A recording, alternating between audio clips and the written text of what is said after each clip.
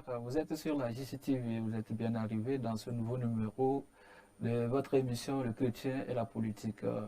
Aujourd'hui, nous recevons dans ce numéro le professeur et docteur Emmanuel Stéphane Kolo, pasteur principal du ministère international Vision Céleste, président d'honneur du mouvement du peuple pour le salut, la solidarité. Docteur, soyez le bienvenu. Merci. Je crois que ça fait la deuxième fois que je vous reçois dans cette émission. Évidemment. Comment vous allez? On remercie le Créateur. Oui, vous êtes aussi enseignant dans les universités privées du Togo, Oui. n'est-ce pas? Oui. Oui. Qu'est-ce que vous enseignez aux étudiants? Ma spécialité, c'est la science de gestion et j'interviens dans les disciplines telles que le marketing, Oui. la logistique et le management des organisations. Donc, c'est ça. Et comment se portent vos étudiants? Bon, en général, on dit Dieu merci, seulement que le niveau n'est pas ce que ça doit être aujourd'hui. C'est ça qui est un peu compliqué. Mais étant donné qu'en matière de gestion, c'est l'adaptation, donc on s'adapte malgré les difficultés que nous éprouvons. Oui, puisque dans cette émission, tout à l'heure, il s'agit de la jeunesse. Oui. Oui. J'espère que vous êtes jeune. Oui, je suis jeune, évidemment. Et vous dirigez une église. Et de quoi il faut dire adieu? Bon, la jeunesse, je pense que malgré ce qui se passe, on ne peut que remercier Dieu. Parce que la vie est la chose la plus importante Oui. qu'on peut avoir. Certains ont des milliards sur leur compte, mais malheureusement, ils sont partis laisser ces milliards-là. D'accord. Puisqu'il s'agit du Togo, Oui. il s'agit de la politique, la gouvernance, quelle perspective pour la jeunesse? C'est sur ce thème que nous allons débattre ce soir. Oui. Oui. Selon vous, quel regard portez-vous sur la vie sociopolitique au Togo ces derniers moments, docteur? Oui, bon, la politique togolaise, je pense qu'on est arrivé à un carrefour où c'est un peu difficile de cerner réellement ce qui se passe. Et on allait dire qu'il y a un blocage. Et je pense peut-être que les nouvelles élections qui sont à l'horizon, peut-être vont permettre de voir un peu plus clair. Parce qu'actuellement, là, bon, c'est un peu compliqué de cerner le visage de la politique togolaise par rapport à tout ce qui se passe. Les injures entre les membres de l'opposition qui sont déjà divisés entre eux. Or, on dit tout royaume divisé contre lui-même prépare sa ruine. Le gouvernement de l'autre côté, qui, moi j'allais dire, qui gouverne aussi sans partage. Donc là, c'est un peu difficile d'appréhender le paysage politique actuel. Donc c'est ce que je peux dire. Mais tous les partis politiques se préparent pour ces échéances électorales, je crois, c'est le régional bientôt. Oui, les partis politiques se préparent, mais comment se font ces préparatifs? C'est là où encore il y a des interrogations. Bon, il y a certains membres du parti au pouvoir qui vont faire des meetings qui remobilisent leur base. Ils ont déjà commencé. Oui. Mais bon, du côté de l'opposition, on ne les sent pas. Donc, si on allait dire que les élections se préparent, je pense que les préparatifs se font d'un seul côté. Oui, mais qu'est-ce qui... c'est le fait que l'opposition aujourd'hui n'est pas encore à l'horizon. Si je dis à l'horizon parce que c'est le parti au pouvoir unir qui est proche de leur population. On les voit depuis même, ça fait 2 semaines. Oui, il y a des cadres qui partent dans leur fief et mobilisent la base. Comme vous venez de le dire, il y a l'opposition, mais qu'on ne sent rien. Mais c'est seulement sur les réseaux sociaux qu'on les sent. Oui. Pourquoi cette façon de mener leur politique sur le tard? Est-ce après, il faut dire que non, c'est parce qu'on nous a volé l'électorat ou bien comment? Non, bon, sur ce plan, j'allais dire que l'opposition actuelle a été affaiblie par les événements antérieurs, surtout les conséquences des élections présidentielles passées. Je pense que l'opposition a été affaiblie dans son ensemble. Suite aux élections passées... Donc, affaiblie comment? Est-ce que vous pouvez vous expliquer? Oui, affaiblie comment? Il n'est pas quand même... Vous savez bien que la première force politique avant les élections passées était l'ANC. Oui. Bon, de fait. Mais après les élections, il y a eu l'émergence de MPDD, de M. Agbeome, et cautionné par Monseigneur Podro. Donc, ils ont eu cette deuxième place d'une manière ou d'une autre. Donc, ce qui a fait que, après les élections, il y a une lutte qui s'est née entre les deux forces, l'ANC et le MPDD, ou encore la coalition de Monseigneur Podro, j'allais dire. La dynamique Monseigneur Podro. Oui, mais le parti au pouvoir, selon vous, unir à remporter les échéances électorales présidentielles, n'est-ce pas? Bon, c'est ce que ceux qui sont chargés de proclamer les résultats. Il ne s'agit pas dans cette émission, bien sûr, de revenir en arrière. Vraiment. Parce qu'aujourd'hui, c'est eux qui gouvernent. Oui. Bon, ça veut dire qu'ils ont gagné les élections. C'est ce que les institutions chargées de proclamer les résultats ont proclamé. Donc, c'est les résultats qu'ils ont proclamés. Donc, si on s'en tient à ça, bon, votre affirmation est vraie. Non, ce n'est pas moi qui affirme. C'est pas moi qui affirme. C'est les résultats proclamés par la CENI. Non, c'est ce que je dis, c'est ce que les institutions disent. Et ces résultats ont été aussi contestés. Donc, je pense bien que vous le savez mieux que moi. Bon, comme vous l'aviez dit, nous n'allons pas revenir en arrière. Il faut qu'on aille en avant.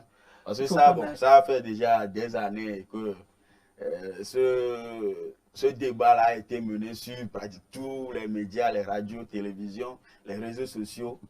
Et je pense que l'heure n'est plus au retour, bien au débat sur les résultats des élections passées. Il faut qu'on avance.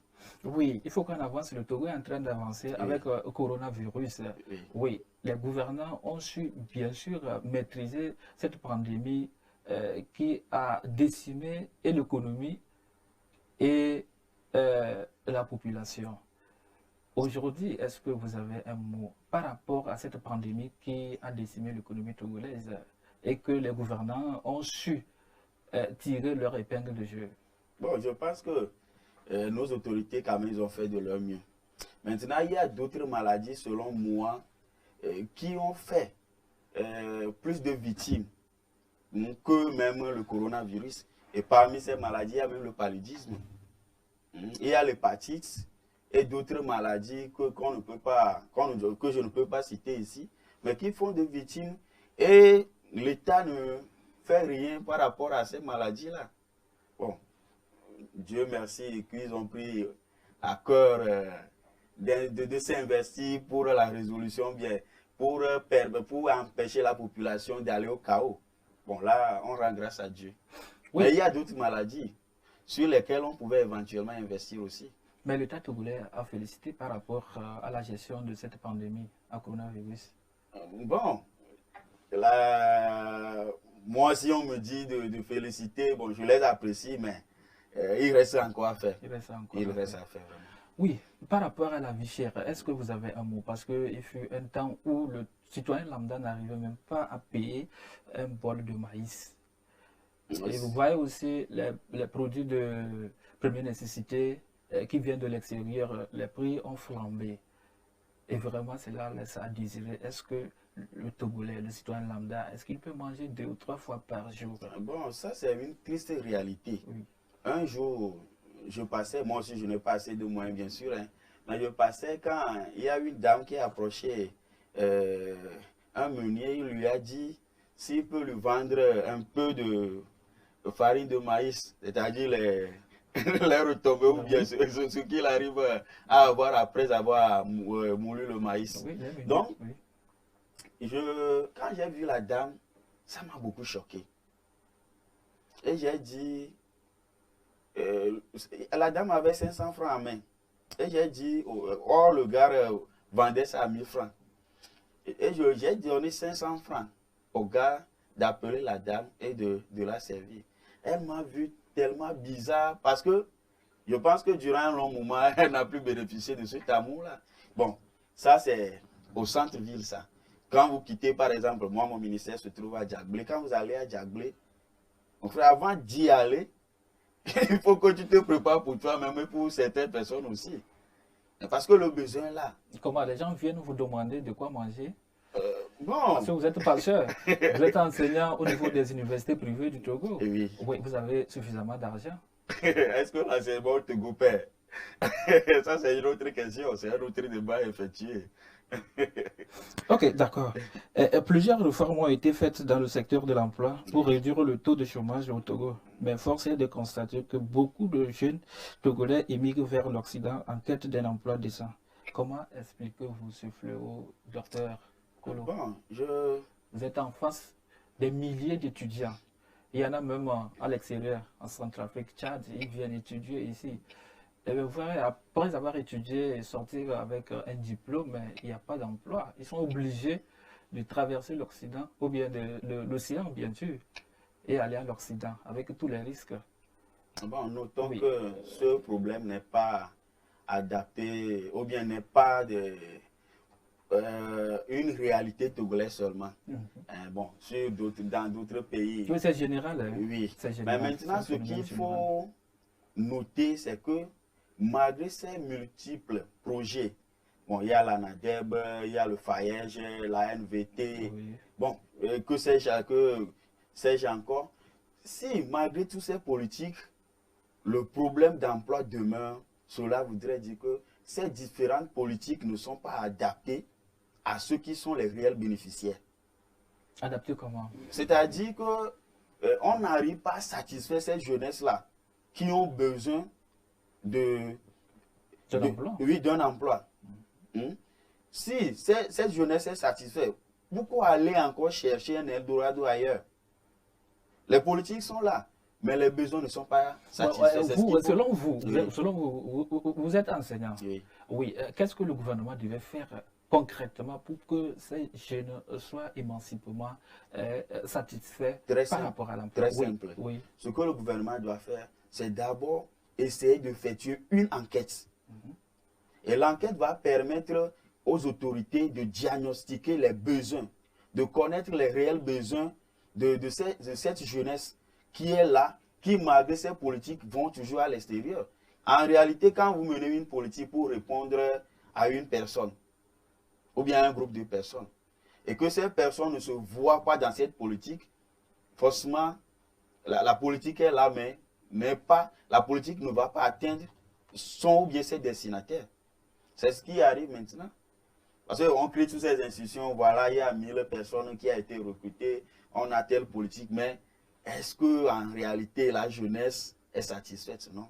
Est-ce que le jeune Togolais, quand même, cherche à savoir qu'est-ce qui ne va pas, ou bien, oui, nous sommes appelés par telle institution. Est-ce qu'ils font des déplacements pour vérifier? Est-ce que c'est vrai ce que le gouvernement dit, ou soit le politique dit? Oui, les gens font des déplacements. Les gens font des déplacements. Et ce que moi j'ai aussi remarqué, c'est que ces différentes politiques sont destinées à un groupe de personnes déjà identifiées. Et j'ai remarqué que cette politique n'est pas destinée à la majorité ou bien à la totalité de la jeunesse. Expliquez-vous très mieux. C'est que, au fait, généralement, ceux qui sont recrutés, ou bien ceux qui bénéficient de ces politiques, c'est souvent des gens parrainés. Par qui? La plupart par nos autorités. C'est-à-dire, quelqu'un qui doit bénéficier de ces politiques a déjà quelqu'un qui l'appuie derrière. Oui, c'est un élément à moi. Il faut avoir un bras long. Oui, il faut avoir un parrain. C'est un élément à moi. Faites tout pour le faire bénéficier du projet. Et si c'est comme cela, les différentes politiques sont destinées seulement à un groupe de jeunes et non à toute la jeunesse du Togo.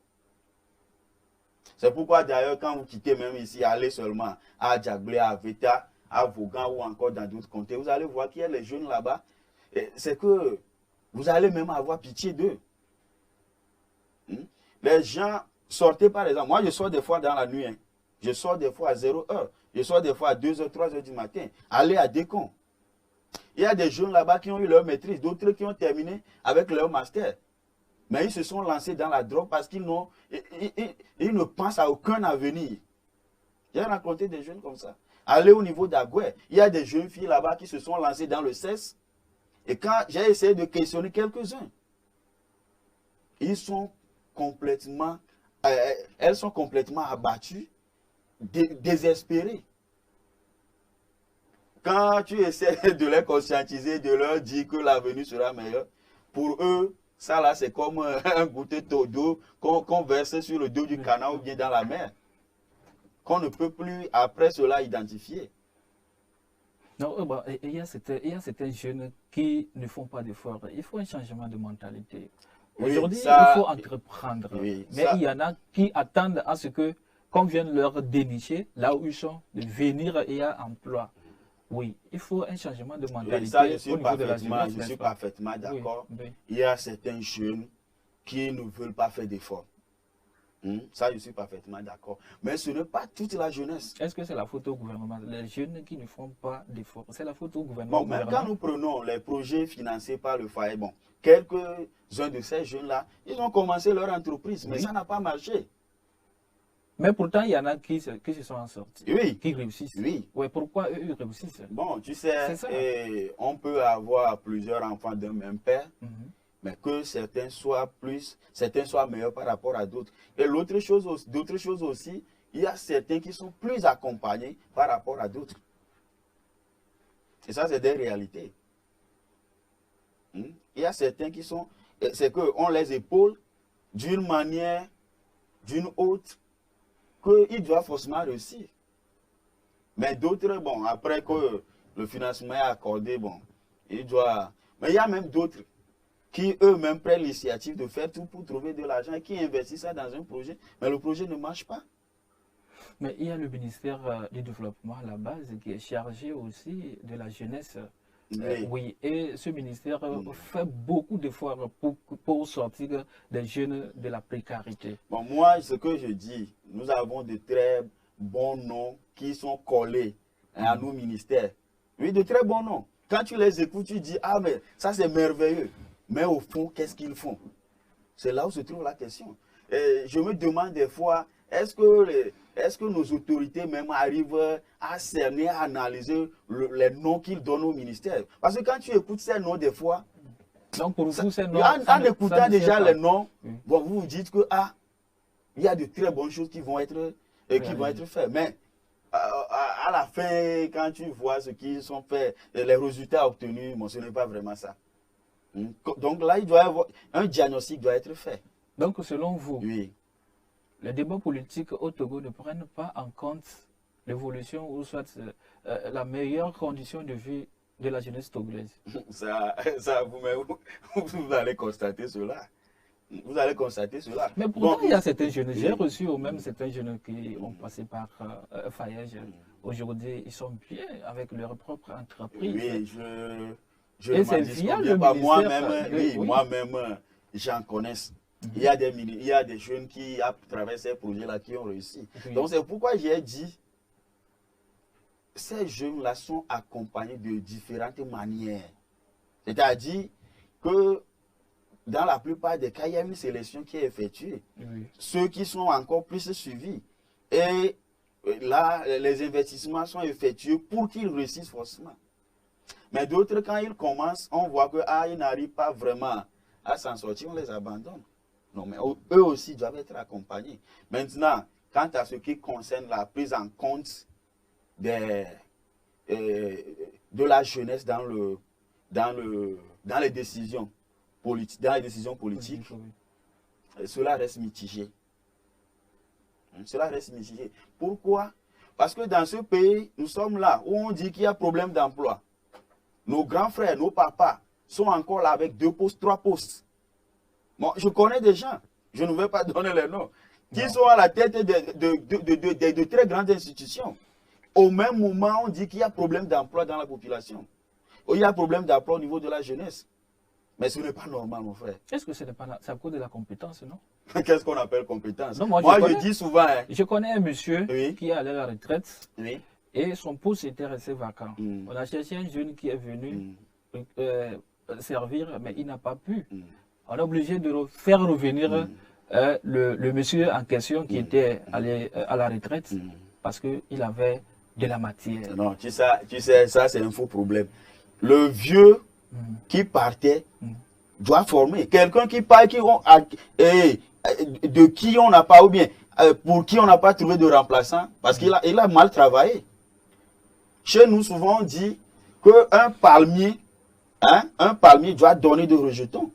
Si un palmier n'arrive pas à donner de rejetons, cela voudrait dire que ce palmier-là n'a pas vraiment été utile. Et moi, je dis quelque chose. Nul n'est indispensable. Quelqu'un peut être important, mais pas indispensable. La preuve, si ce dernier était décédé, personne n'aura occupé ce poste. Quelqu'un aura occupé ce poste. Parce qu'il était décédé. Tout ce qu'on nous sert, la personne est compétente, il a de l'expérience, tout ça là. Moi, je dis c'est des arguments inventés. C'est des alibis, c'est des prétextes. Pour cumuler les postes. Pour cumuler les postes. Ça, c'est des prétextes. Nous avons des jeunes aujourd'hui qui sont dynamiques. Moi, je vais dans des ministères, je vais dans des organisations. Quand tu vois le comportement de certains à qui on a donné, on a confié des postes. On a confié ces postes, on leur a donné cette opportunité. Tu vas te demander comment ce dernier a fait pour arriver ici. Il a passé un concours. Dieu seul sait. Mais ce que moi je sais, c'est que nul n'est indispensable. On peut être important, mais jamais indispensable. La preuve, un jour quand on part, on trouvera quelqu'un forcément pour te remplacer. Le reste, c'est des prétextes. Oui, docteur, je voudrais qu'on parle sur ce phénomène que nous constatons lors des échéances électorales. La jeunesse, surtout dans son ensemble, est aujourd'hui devenue politique. Donc, qu'est-ce que vous avez à dire aujourd'hui, les jeunes qui se laissent utiliser par les politiques pendant les échéances électorales, sous prétexte, bien sûr, qu'on vous promet un poste après que j'ai gagné les élections, même si je n'ai pas gagné. Voilà. Et ces jeunes sont après tout laissés sur le compte. Vous savez, oui. Le problème c'est quoi? On laisse la population, la jeunesse tellement affamée qu'à un moment donné, quand on leur dise demain sera beau, sans qu'ils ne voient même pas de preuves, ils se lancent. Ces jeunes-là sont utilisés, exploités. Des fois même, d'autres sont devenus dépressifs parce qu'ils ont tellement cru à ce genre de programme, à ce genre de promesses, qu'à la fin, d'autres même, ils ont battu des campagnes pour des partis politiques, à la fin, ne sont pas payés. Ils ont fait le peu qu'ils ont, ils ont dépensé ça. D'autres sont partis faire des campagnes avec vélo, des motos, qu'on leur a acheté pour faire Zemidia. Et durant ce temps... Ça, c'est pas bon. Hein? C'est pas bon. C'est bon. Peut-être qu'ils n'avaient pas les moyens pour se payer une moto pour faire Zem. Non, oui, ça, oui. Bon, pour ça, ça permet à certains de combler le vide. Moi, même pas à des moments donnés dans le passé, j'ai fait Zemidia. Je peux encore faire Zemidia aujourd'hui. Oui. Si la situation m'oblige. Ce que je dis, c'est que ces jeunes sont exploités. Ces motos-là qu'on leur a achetés, ils utilisent ça pour d'autres fins. Et qui, au finish, ne leur donne rien. Moi, j'ai connu beaucoup d'autres jeunes qui ont été mes étudiants, qui, au moment des élections municipales, on leur a promis terre et cieux. Mais à la fin, ils sont arrivés avec des maladies. C'est qu'ils sont devenus dépressifs parce que ce qu'on leur a promis vraiment, rien n'a bougé. Et c'est toujours comme cela. Lorsque les élections arrivent, du moins dans les premiers jours, on arrive à la manipuler avec quelques billets. Et après ça, le reste, c'est chaotique. Ça ne donne rien. Mais si on fait c'est ce qui même explique le fait que ces jeunes, à un moment donné, désespérés, se disent « Ah, je pense que l'étranger serait meilleur. » Oui, si on fait des calculs sur le terrain, la plupart sont des étudiants. Oui. Mais vous êtes enseignant. Oui. Oui. Vous enseignez ça à vos étudiants, la politique? Je ne suis pas politicien, donc je ne peux pas aller dans une école pour enseigner la politique. Non, vous pouvez enseigner la politique économique, non? Ouais, quand les gens n'arrivent même pas à très bien cerner le cours qu'on fait, comment encore ajouter d'autres choses. Et tu sais, dans les salles de classe, il y a plusieurs tendances. Il y a plusieurs tendances. On peut peut-être conscientiser, mais pas aller quand même enseigner la politique. Mais il vous arrive des fois quand même de parler. Oui, bon, ça, je l'ai dit l'autre fois, qu'on ne peut pas rester, on ne peut pas être dans une cité sans parler de la cité. Forcément, on doit en parler. Oui, vous êtes seulement, pasteur. il faut savoir quoi aussi dire. Ok, vous êtes pasteur. Est-ce Oui. qu'aujourd'hui, comment vous voyez la jeunesse chrétienne? Est-ce qu'elle est politisée? Oui, oui, une partie. Une partie de, Oui, une partie. de la jeunesse oui, chrétienne est politisée. Oui, mais quand Oui. nous prenons même la caricature de la jeunesse togolaise, en fait, moi, j'ai fait une remarque, c'est que tout est même politisé. Tout est politisé. Et il faut maintenant savoir là où il faut mettre ses pieds pour ne pas être écrasé par le serpent. Donc, ça, je ne peux pas nier que la jeunesse est politisée. Bon, maintenant, à quel degré d'implication? Il y a une partie à qui on promet si elle était... Moi, j'ai eu des étudiants, sincèrement, mais avec tout ce que moi j'ai fait comme expérience, je ne peux pas me comparer à eux. Parce que ils ont des parents qui ont fait, si elle était avec le parti au pouvoir, ils ont assez de moyens là. Il y a d'autres même qui peuvent même te menacer des fois. Mais moi, je ne vais jamais accepter ça. Pourquoi menacer? Un jour, il y a un étudiant. Des propos que vous tenez non. Je vais vous donner un exemple. Un étudiant qui était venu en salle. Oui. Et quand elle était arrivée, elle était avec son sac. Au cours d'un devoir, je leur ai dit, étudiants, mettez vos sacs à côté, nous avons un devoir. Et elle me dit, j'ai l'argent dans mon sac, c'est avec mon argent qu'on te paie. Ah bon? Oui. Elle a eu l'audace de vous dire Oui. cela. Tu sais pourquoi elle a dit ça? Elle compte sur quelque chose. Elle a un mur derrière elle. Elle croit que en s'endossant au mur, bon, rien ne peut l'ébranler. Mais il y a la loi divine. Aujourd'hui, tu peux le faire, mais il y a la loi divine. Mais dans ce cas, comment vous avez géré la situation? Non, bon, en tout cas, moi, je ne peux jamais tolérer ça. Elle a été victime de ce fait. C'est ça. Parce qu'on ne peut pas faire un devoir avec son sac. Bon, même si c'est plein de milliards, bon, moi, je m'en fous. Je m'en fous. Dans tous les cas, tu as opté être en salle. Le jour-là, je suis maître de ma salle. Donc, c'est ça. Oui, supposons qu'un membre infidèle de votre église, un jeune, est venu vous dire, oui, pasteur, je me vois très compétent en politique, je vais créer mon parti politique. Quel conseil vous allez lui donner? Non, bon, ça, c'est une bonne chose. C'est une bonne chose. Si, et seulement si, il a la capacité, le bagage nécessaire de mener à bien son projet. Parce que ça ne sert à rien de chercher à bâtir une maison sans avoir les éléments nécessaires pour pouvoir y arriver. Ou encore de commencer et ne pas achever. Donc, la première question, est-ce que tu as les moyens de ton projet? Non, il peut vous solliciter les moyens, vous allez l'accompagner.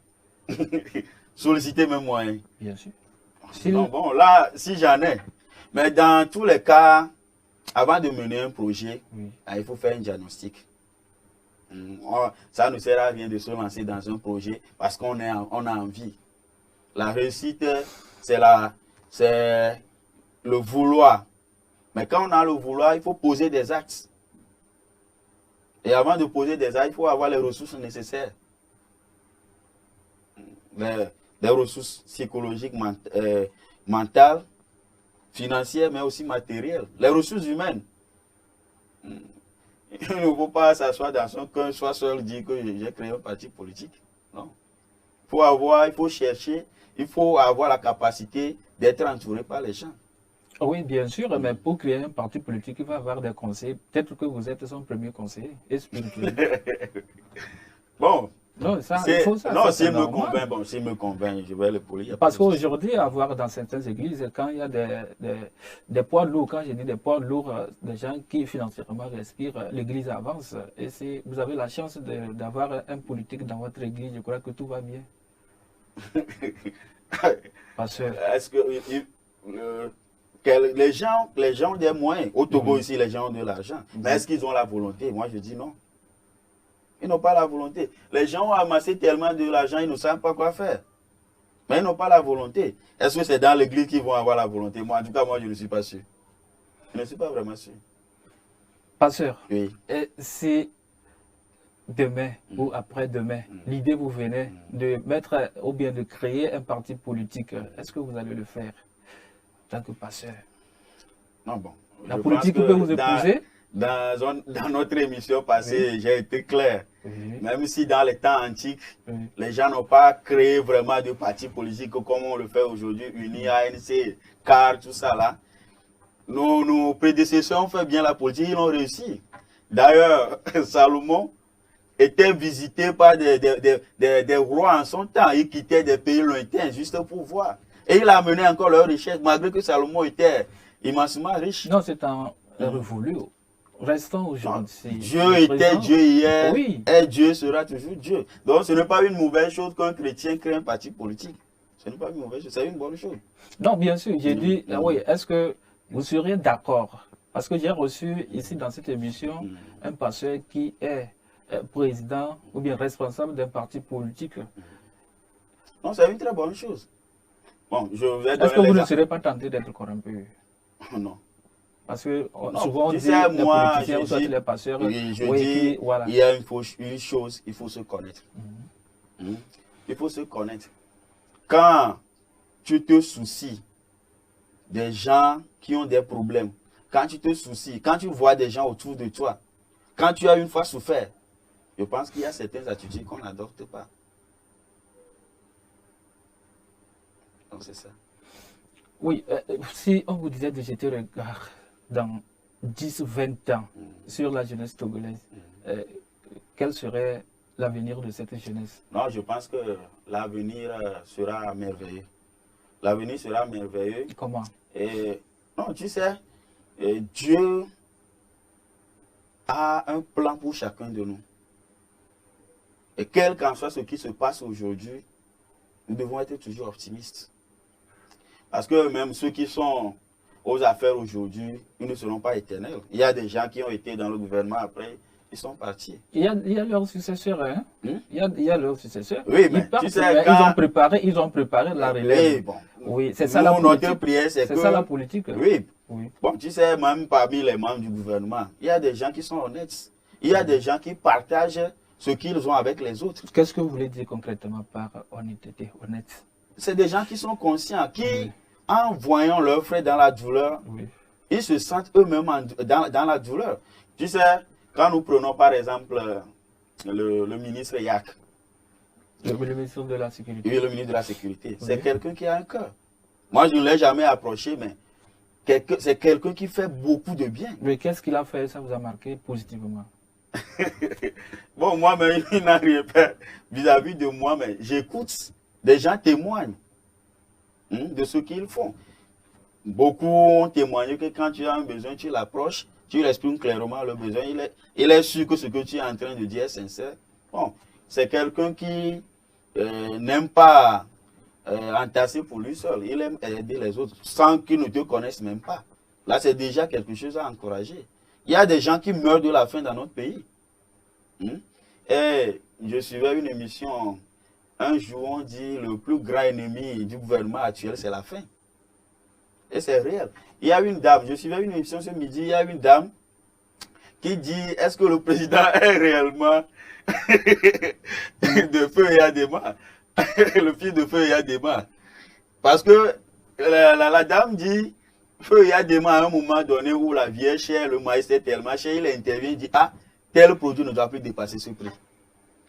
Nous exhortons notre président à faire la même chose. Non, le président Faure Choz-Madiassou, c'est un économiste. Oui. Et vous, vous enseignez l'économie dans les universités. J'enseigne le marketing. Le marketing, mais c'est ça. Oui, bon. Voilà. Ça s'intègre. Mais vous savez comment les économistes gèrent? S'il est au devant de la nation, vous savez comment. Ce que tu dois savoir, c'est qu'il y a la loi.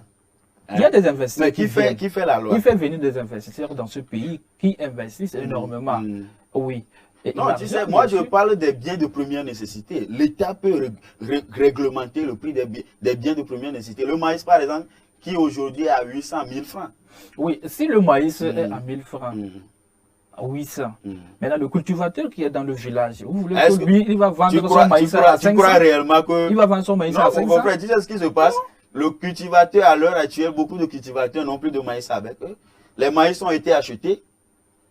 Et là, malheureusement, le cultivateur n'en profite pas. Malheureusement. Et qui profite? C'est ceux qui sont toujours à haut. C'est eux, ils ont des excédents, ils ont acheté des maïs qu'ils ont gardés et ils vendent pour s'enrichir encore plus. Non, c'est l'ancêtre, en ce que je connais, c'est l'ancêtre qui... Mon frère, si l'ancêtre achète des maïs, peut-être à 300, 350, 200, bon, pas 200, 300, 350, et que l'ancêtre vend aujourd'hui à 1000 francs, tu ne vois pas qu'il y a problème. Quand le prix du maïs a commencé par augmenter, l'ancêtre avait fait sortir un certain nombre de stocks qui n'a même pas atteint un grand nombre de personnes. C'est un nombre restreint de personnes à qui l'ancêtre a vendu ses produits. Depuis là, personne ne parle plus d'ancêtre. Est-ce que l'ancêtre existe toujours? Point d'interrogation. C'est ce que j'ai dit, qu'il y a tellement de projets, mais on se dit comment ces projets aboutissent. Ou bien quels sont les bienfaits de ces différents projets. Sinon, nous avons de très bons noms, les ministères, les projets, FNFI, et quoi aussi, PND. Bon. Il y a Philo, c'est sûr. Oui, il y a tout ça là. Oui. Qu'est-ce que ça apporte réellement? Sinon, c'est de très bons projets à entendre. Mais quels sont les impacts de ces projets sur la vie de la population et sur la jeunesse? Non, la plateforme indiciaire d'Aditi Copéro aujourd'hui qui veut recruter 1000 jeunes Togolais. Bon, qu'on arrive à faire le recrutement réellement. Est-ce que quand nous prenons, je vous ai dit, ces différents projets précédents, regardez par exemple quand le PND était porté par la communication. C'était un très grand projet, mais le PND est passé où aujourd'hui? Ça continue. Comment? La feuille gouvernementale 2025. Mon ami, tu peux me dire les retombées du PND aujourd'hui? Vous pouvez me dire ça? Les retombées du PND. Vous êtes un analyste politique. Ah, mon frère. Vous êtes un analyste politique. Oui. Et aujourd'hui, est-ce que ce projet, selon vous, ce projet que vous venez, le PND, est-ce qu'il n'y a pas de retombées? Bon, en tout cas, à mon niveau, non. Pour moi, c'est comme un projet mort-né. À mon niveau, non. Je n'ai vu aucun impact de ce projet. Il y a le coronavirus qui est arrivé. Oui, ben avant coronavirus, oui. Il y a eu des projets. Il y a eu des projets. Qui ont tenu ou bien qui n'ont pas tenu? Bon, on n'a pas su en réalité ce que ces projets ont apporté à la population. Il n'y a pas d'impact aussi visible à voir. Sinon, le Togo a toujours porté de très grands projets, mais ces projets, ne donnent pas des résultats probants, des résultats qu'on peut voir. On dit, ah, tel projet, c'est ça qui a impacté la population de telle façon. Donc là, le gouvernement doit revoir. Il doit revoir la manière de mise en œuvre des projets. Si ces projets sont mis en œuvre de façon objective et fiable, je pense que ça peut apporter beaucoup de choses à la population, y compris la jeunesse. Aujourd'hui, la jeunesse souffre. La jeunesse souffre. Oui. Nous sommes en train de tirer vers la fin dans cette émission. Je voudrais vous poser cette question avant qu'on ne termine quelques minutes. Oui, la jeunesse togolaise aujourd'hui, vous êtes même jeune. Oui, je suis jeune. Et souvent, vous êtes devant des jeunes que vous donnez les cours dans les universités privées du Togo. Oui. Est-ce que ces jeunes aujourd'hui, qui aujourd'hui regardent nos gouvernants et les gouvernants qui pensent à eux, et nous avons aussi un fléau, la corruption, que l'institution Aplusia est en train de gérer. Est-ce que ces jeunes ne sont pas jalonnés par la corruption au Togo? Ah oui, bon, ça, je ne peux pas nier. Je ne peux pas nier parce que il y a beaucoup de choses qui se passent sur ce point. Quand les gens aujourd'hui font tout pour falsifier leurs notes, falsifier leur relevé de notes, je pense que c'est une racine de la corruption. Non seulement ça, parce qu'il faut préparer la relève. Est-ce que ces jeunes aujourd'hui qui voient que la corruption n'est pas encore réglementée ou bien suffisamment atténuée, mais ces jeunes qui seront demain des gouvernants vont faire plus que ceux qui gouvernent aujourd'hui. Oui, ce que moi j'allais dire sur ce point, c'est d'amener les jeunes ou bien la jeunesse à une prise de conscience. Moi, je dis quelque chose, tout ce qu'on sait, on record toujours. C'est ce que les gens oublient naturellement. La nature a une loi qui fonctionne, qui fait que les actes que nous posons, tôt ou tard, émettent des conséquences dans nos vies. Donc, si nous sommes arrivés à cette grandeur d'esprit, ça nous permettra de ne pas faire certaines choses. Et donc, j'exhorte la jeunesse togolaise, pas seulement la jeunesse togolaise, la jeunesse africaine. Parce que le problème de tous les pays africains, les problèmes de tous les pays africains, ce sont des problèmes communs. Nous avons pratiquement les mêmes problèmes. Donc, s'il en est ainsi, la jeunesse doit arriver à une prise de conscience, savoir que l'avenir, dans l'avenir, ou bien dans un présent, dans un futur proche, lorsqu'on leur confie une responsabilité, ils doivent gérer de façon à ne pas avoir des coquilles sales avec soi. Éviter la corruption. Parce que c'est aussi un grand mal qui nous empêche, qui empêche le développement. Vous voyez, aujourd'hui, quand on veut faire le recrutement pour un poste, les gens sont derrière pour dire, ah, si tu acceptes que je t'amène, voilà, je prends peut-être 25%, 30%, 50%. Et celui-là, qu'on a recruté, et qui, déjà pour commencer, on lui dit, bon, c'est moi qui vais t'amener, je prends 50%. Il ne va pas se donner, parce qu'il voit derrière lui quelqu'un qui est là pour l'épauler. Parce que ce dernier aussi, sachant qu'il va bénéficier de certains avantages, ne va pas accepter qu'on lâche son fiole. Donc c'est ça le problème. Ce qui fait que c'est un peu difficile.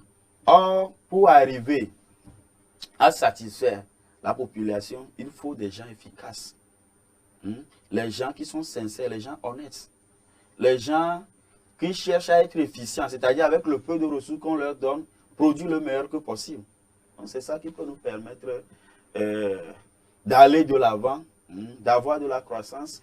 Et de là, lorsque la croissance est là, le développement suit. Et le développement permet d'assurer le bien-être de la population. Merci, Dr Kolo. Votre mot de la fin dans cette émission?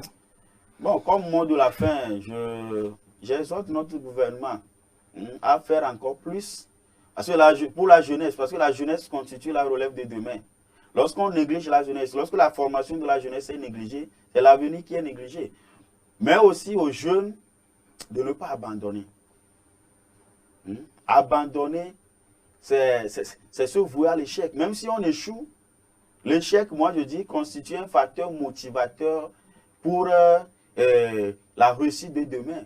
Quand nous prenons par exemple Thomas Alva Edison, il a essayé l'ampoule jusqu'à 99 fois, il n'a jamais réussi. Mais un centième essai lui a permis de réussir. Et c'est grâce à lui aujourd'hui, bon, bien sûr qu'il y a eu des évolutions après, mais c'est grâce à lui que les premières idées d'ampoule étaient nées. Nous prenons par exemple l'ancien président Abraham Lincoln. C'est quelqu'un qui a connu beaucoup de difficultés dans sa vie. Par les petites élections municipales, régionales, sénatoriales. Mais à la fin, il a voulu essayer les élections présidentielles, il a gagné. Et toute son histoire a changé. Aujourd'hui, quand on cite les plus grands présidents des États-Unis, Abraham Lincoln doit être forcément cité. C'est un modèle. Donc, la jeunesse ne doit pas se décourager. Continuons le combat. La vie, comme quelqu'un l'a dit, c'est un combat. Tant que Dieu n'arrache pas ton souffle de vie, continuons le combat. Et je pense que l'avenir est meilleur. Docteur Kolo, merci d'être passé dans cette émission. Merci pour l'invitation et pour la confiance. Merci. Merci également. J'espère vous recevoir encore une fois. Je serai très ravi et je répondrai tant que l'opportunité m'est donnée et mon emploi du temps le permet. D'accord. Merci. Chers téléspectateurs, nous voici à la fin de cette émission. Merci à vous que nous avez suivis. Le rendez-vous est pris à la prochaine. Merci. Bye.